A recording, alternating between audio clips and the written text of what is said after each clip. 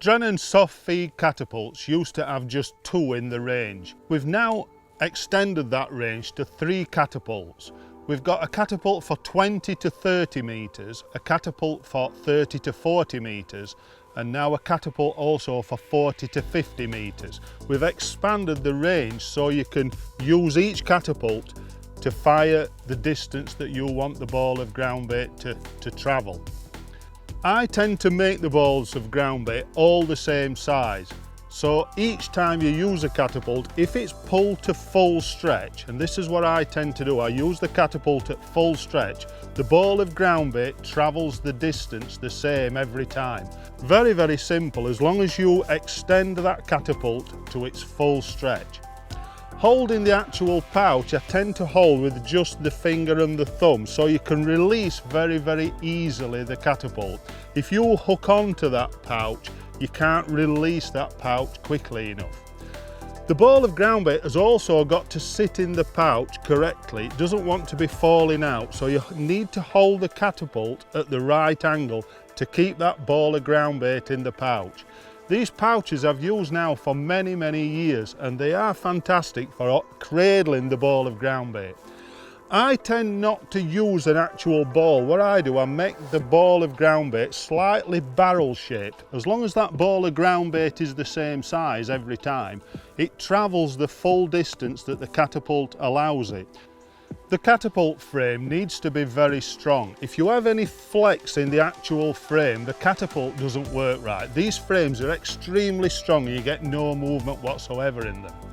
I've used these catapults loads of times at World Championships when I've been fishing all week using the catapult at a certain distance. But once you arrive on the bank, it's not so easy to use a catapult in the same way as what I'd use at a World Championships. With these catapults, if you pick the catapults that's the right strength to travel the distance you want, and you introduce the groundbait by pulling the catapult to the full stretch, fire the ball of groundbait to a marker on the opposite bank that you pick out, you can fire very accurately all at one go with the amount of feed you want to introduce at the start of the session. What I tend to do then is hold just 2 or 3 balls of groundbait back, and once I've introduced the initial amount of feed, I pick up either a feeder or a waggler, whatever I'm intending to fish at this distance, and cast it out to where that last ball of groundbait landed.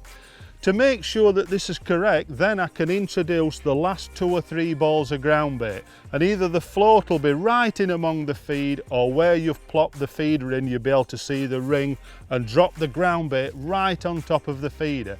This makes feeding very, very easy at the start of a session.